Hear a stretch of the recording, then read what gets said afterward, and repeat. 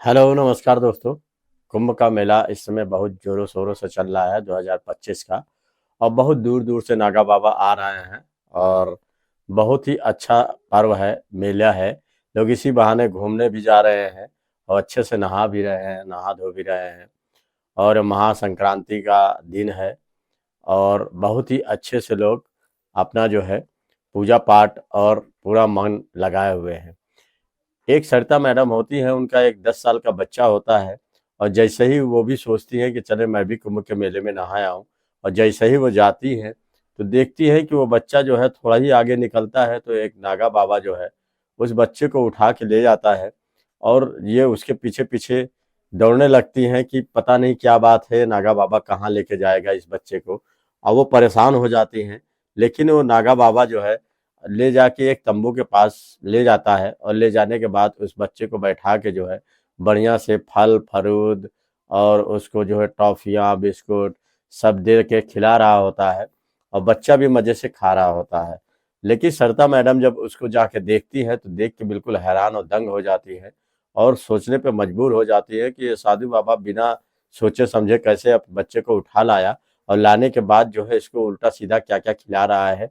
और बिना जाने समझे किस तरीके का हरकत कर रहा है, कहीं कुछ खिला पिला ना दे मेरे बच्चे को। तो ये सोच कर जो है वो घबरा जाती हैं कि कहीं ऐसा ना हो कुछ अनहोनी हो जाए और ये बच्चे को मेरे कुछ कर दे। तो दोस्तों वो सुन देख कर जो है उस नागा बाबा को एकदम चकित हो जाती है और हैरान और परेशान हो जाती हैं। और सोचने पर मजबूर हो जाती हैं कि ये यहाँ पे कैसे नागा बाबा के रूप में कैसे हैं। वो देख के बिल्कुल दंग रह जाती हैं। तो है दोस्तों, ये आप लोग को भी कहानी बहुत ही अच्छी लगेगी और सुनकर बहुत ही अच्छा लगेगा। और ये कहानी पूरी लास्ट तक सुनिएगा तभी आप लोग को समझ में आएगा, और तभी आप लोग जान पाएंगे कि कहानी कैसी है। और ये कहानी बहुत ही इंटरेस्टिंग है दोस्तों। और आप भी सोचने पर मजबूर हो जाएंगे कि आखिर ऐसा क्या नागा बाबा उस बच्चे के साथ करता है कि सब लोग हैरान और परेशान। और औरत जो है चिल्लाती उसके पीछे पीछे दौड़ने लगती है। तो है दोस्तों, ये कहानी आपको विस्तार पूर्वक सुनाते हैं। ये कहानी लाइक शेयर कमेंट जरूर करिएगा और इस कहानी में लास्ट तक बने रहिएगा, तभी आप लोग को कहानी पूरी समझ में आएगी। ये दोस्तों कहानी है प्रयागराज की। और प्रयागराज में ही एक सरिता मैडम होती हैं, वो अपने बच्चे को जो है घुमाने के लिए और प्रयागराज में जाने के लिए जो है वो नहाने के लिए प्रोग्राम बना रही होती हैं। और वो बच्चे से कहती हैं चलो तुमको जो है महाकुंभ दिखा लाऊं बच्चे, और उसमें नहला लाऊं, हम लोग भी जो है नहा लेंगे।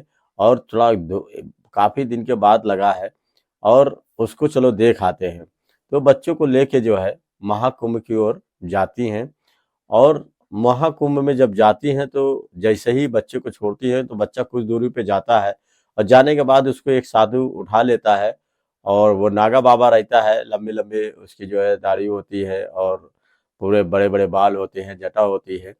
तो वो बच्चा को ले जाकर जो है वो आगे आगे चलने लगता है और सरिता मैडम पीछे पीछे चलने लगती हैं। और ये परेशान हो जाती हैं कि आखिर ये बच्चे को लेके कहाँ जा रहा है, या साधु कैसे लेके जा रहा है। तो लेके पीछे पीछे दौड़ती हुई चीखती हुई चिल्लाती हुई जाती हैं।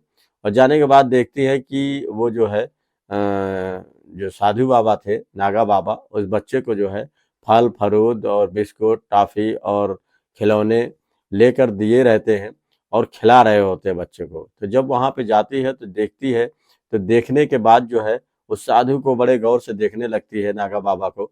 तो नागा बाबा को देखने के बाद उसको जो है काफी देर बाद महसूस होता है कि अरे ये तो हमारे ही जानने वाले हैं। तो उसके बाद तुरंत वो साधु भी बोल देता है कि शायद तुमने मुझे पहचाना नहीं। तो कहते हैं कि नहीं, हमें थोड़ा थोड़ा होश आ रहा है, मैं पहचान लिया आपको। कहे आपने मुझे पहचाना नहीं, मैं अब 25 साल बाद तुमसे मिल रहा हूँ इस महाकुंभ के मेले में। तो इतने दिन बाद जो है हम लोग को लगता है मिलना लिखा था, तभी हम लोग इतने साल बाद यहाँ पे मिले। वो देख कर वो औरत जो सरिता हो मैडम होती है वो रोने लगती हैं।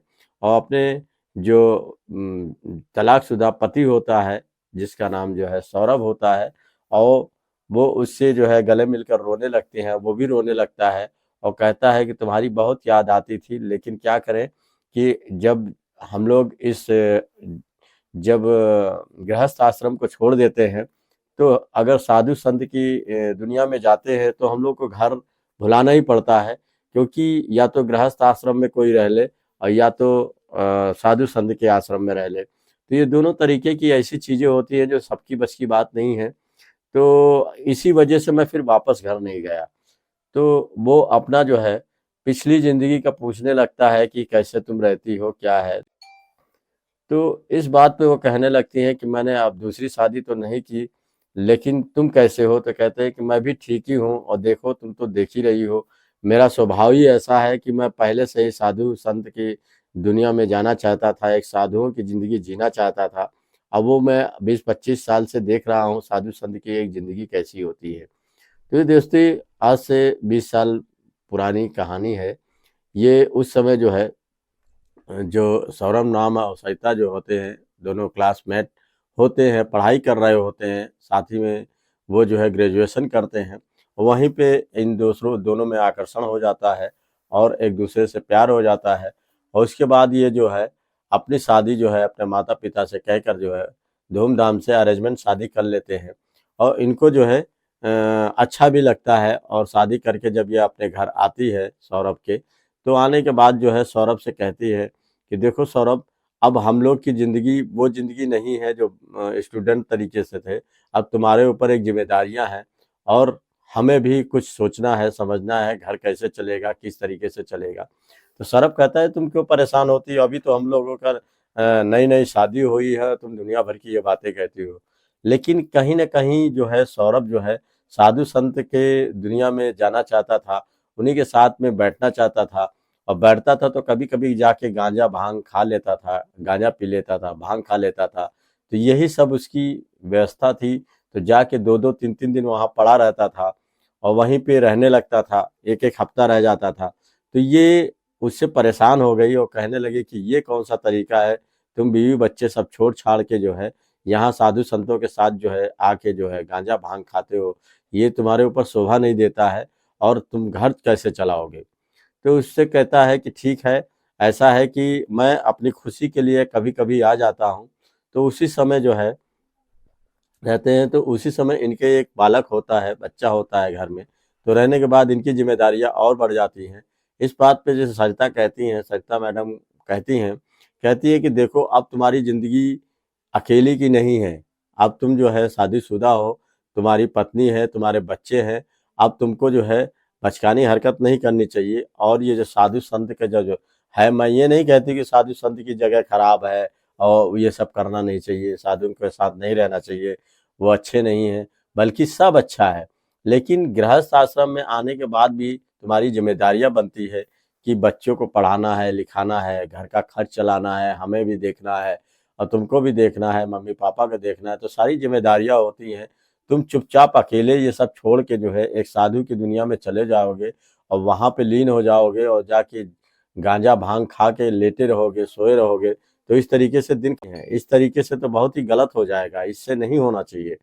तो इस बात पे सौरभ कहता है देखो मुझे ये दुनिया अच्छी लगती है और मैं वहां जाऊंगा, तुम्हें रहना हो रहो, ना रहना हो ना रहो, लेकिन मैं तो वहां जाऊंगा। इस बात पे इन दोनों में आपस में खटपट होने लगती है, एक दूसरे से लड़ाई झगड़ा भी ये करने लगते हैं।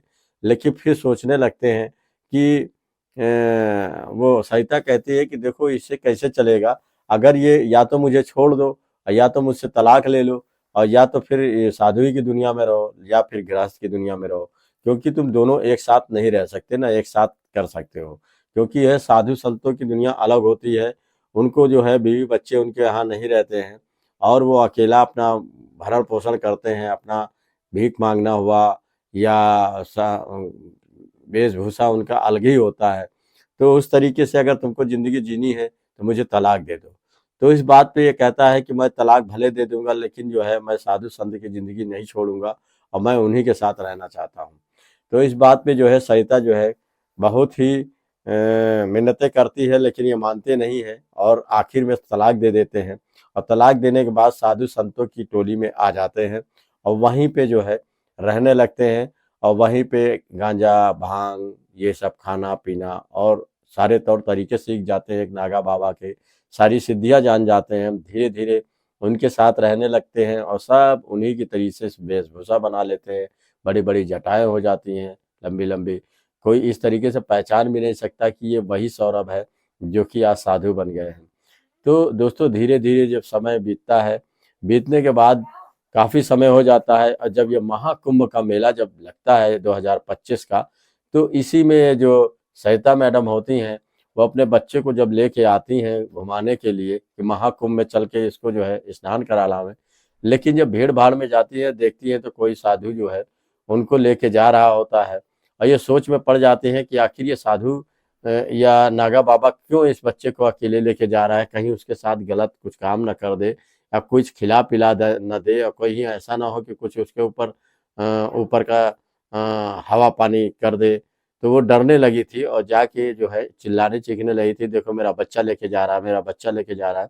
फिर वो जाती हैं, जब तंबू में पहुंचती हैं उनके, तो देखती हैं कि वो बच्चे को बैठा के जो है वहीं पे फल फरूद और बिस्कुट टॉफी और गुब्बारे और खिलौने लेके बच्चे को खिला रहे होते हैं। तो वो देखती है तो पहले तो समझ नहीं पाती हैं और समझने के बाद जब देखती हैं तो गौर से तब वो कहती है कि अरे तुम तो सौरभ हो। सौरभ भी कहता है कि शायद तुमने मुझे पहचाना नहीं, देखो मैं सौरभ, तुम्हारा सौरभ हूँ। तो वो देख के जो है दोनों की आंखों में आंसू भर जाते हैं।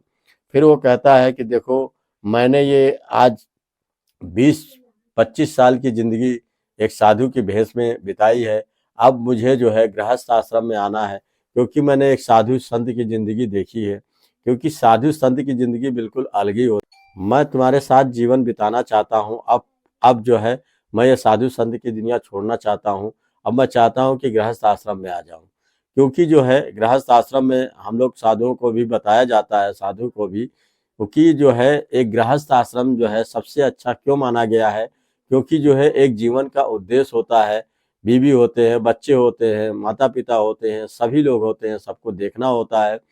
तो धीरे धीरे जिंदगी कैसे कट जाती है किसी को पता नहीं चलता है और सब एक बाई एक उसके पास इच्छाएं होती हैं। एक साधु के पास क्या है, मांगना है, खाना है और कहीं पड़े रहना है और भगवान में लीन रहना है। तो ये भी एक अलग की दुनिया होती है। लेकिन जो है अब मुझे वहीं गृहस्थ आश्रम में ही आना है। तो इससे सरिता कहती हैं कि देखो हम लोग का तलाक तो हो गया है, लेकिन जो है अब मुझे सोचना पड़ेगा, क्योंकि अब तुम फिर से गृहस्थ आश्रम में जाओगे, फिर से हम में तानाकसी होगी और फिर तुम साधु संत की दुनिया में आओगे, तो मुझे ये अच्छा नहीं लगेगा। तो इस बात पे मैं अपने माता पिता से पूछूंगी, अगर वो कहेंगे कि हाँ ठीक है शादी करने के लिए, तब फिर मैं दोबारा जो है तुम्हारे साथ अपना गृहस्थ जीवन बिताऊंगी। लेकिन इस तरीके से मैं डायरेक्ट तुम्हें नहीं कह सकती हूँ। तो वो भी रोने लगते हैं और ये भी उनकी आंखों में भी सरिता के आंसू आने लगते हैं। वो भी सोचने लगती है कि अब शायद सौरभ बहुत बदल गए हैं और एक तरीके से देखा जाए तो अब वो गृहस्थ जीवन में आना चाहते हैं। ठीक है, इनको भी मौका देंगे। लेकिन दोस्तों वो क्या करती है, बच्चों को लेके जो है फिर वो अपने घर वापस लौट आती हैं। तो दोस्तों यहीं पे कहानी समाप्त हो जाती है। लेकिन अभी ये नहीं पूरी क्लियर हो पाया है कि आखिर वो सौरभ को फिर से अपनाती हैं दोस्तों या कि नहीं अपनाती हैं, और सौरभ भी अपने गृहस्थ आश्रम में जाते हैं कि नहीं जाते हैं, ये आगे की कहानी में बताएंगे। अभी बहरहाल हमें कहानी इतने ही पता चल पाई है। तो आगे दोस्तों कहानी अगर पता चलेगी तो आप लोग के साथ शेयर करेंगे। और वैसे भी कुंभ के मेले में आप लोग जाइए, घूमिए और इतने सालों बाद मेला लगा है उसका लुत्फ उठाइए। आपका भी मजा आ जाएगा कि महाकुंभ का मेला ऐसे ही नहीं लगता है, लोग नहाने जाते हैं और बड़ी श्रद्धा से जाते हैं। हमने तो सुना है कि इसमें कोई एक औरत है, महिला है, जो कि उसके पास बहुत पैसा है, बहुत सब कुछ होते हुए भी जो है वो एक साधु की भेष बनाकर जो है साधु संतों के जीवन जीना चाहती हैं। तो एक ये भी एक अलग दुनिया दोस्तों होती है, क्योंकि साधु संत की दुनिया भी खराब नहीं होती है, भगवान में लीन होना बहुत ही अच्छी बात है।